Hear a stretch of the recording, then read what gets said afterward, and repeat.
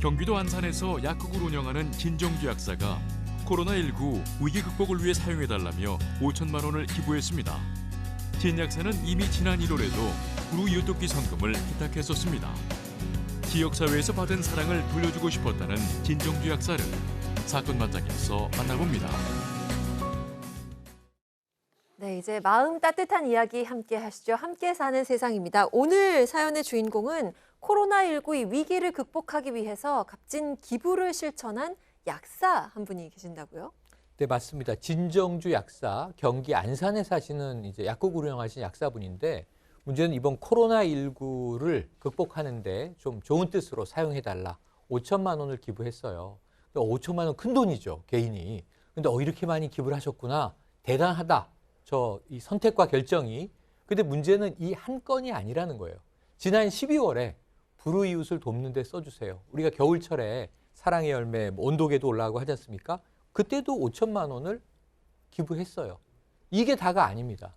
중앙대 약대 선후배 모임이 있는데 이 훌륭한 후배들 공부할 때 어려우면 장학금을 좀 지급해 주십시오 하고 1억 4천만 원을 모금해서 기부를 했어요.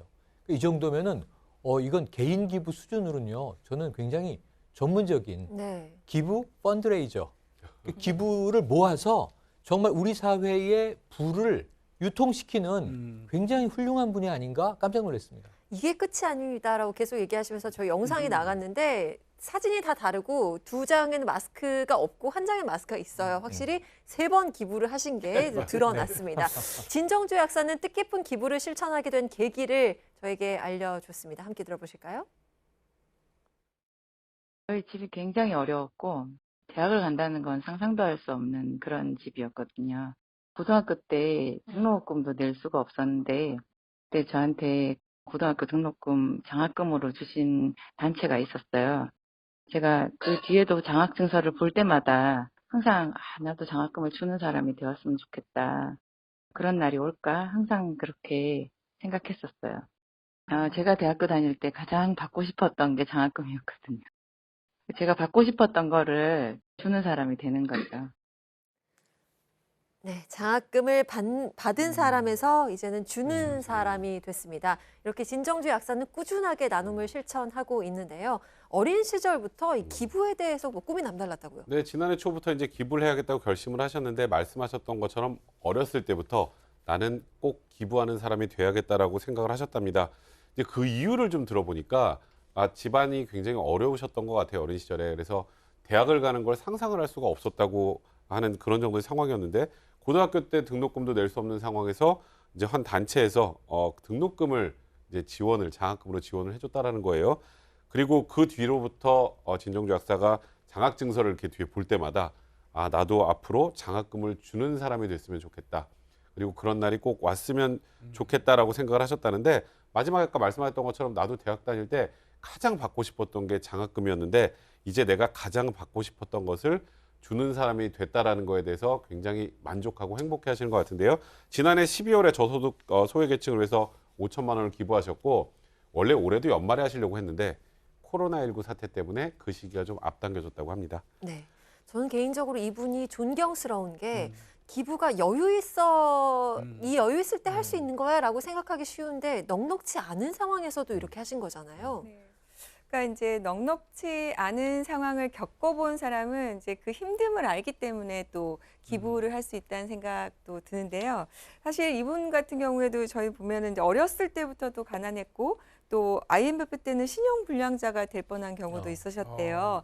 그럼에도 불구하고 본인의 뜻을 그 의지를 잃지 않고 하셨다는 게 참 존경스럽고 말씀을 들어보니까 내가 이제 어느 정도 조금 매출이 오르고 이제 시작했지만 그때 재산을 불리기보다는 이렇게 나눠서 서로도 기쁘고 즐거운 인생이 되는 것이 좋겠다. 이런 확신이 들었다라고 하시더라고요. 좀 흐뭇한 얘기 같습니다. 네, 이렇게 희망을 주고 계시는데 요즘 코로나19 때문에 힘들어하는 우리 이웃들에게 더욱더 희망찬 메시지를 전달을 했습니다. 함께 들어보시죠. 제일 중요한 건 두려움을 극복하는 것 같아요.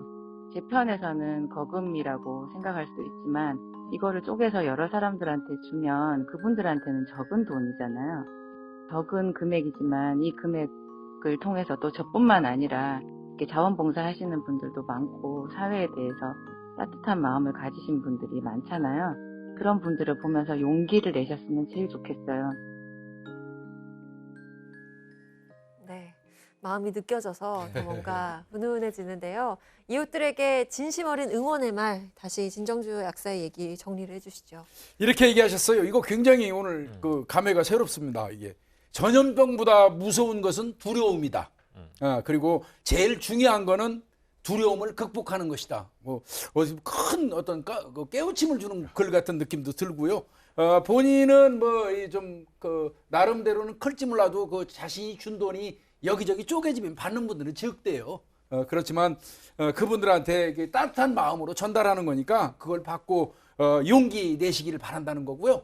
마지막 결론 내렸습니다. 이 또한 지나가리라. 네. 네. 이 함께 사는 세상 보면서 항상 저는 이 사건 반장 말미에 좀 반성을 하게 되는데 오늘 우리 진정주 약사님의 이 소식으로도 저 다시 한번 제 자신을 돌아보게 됐습니다.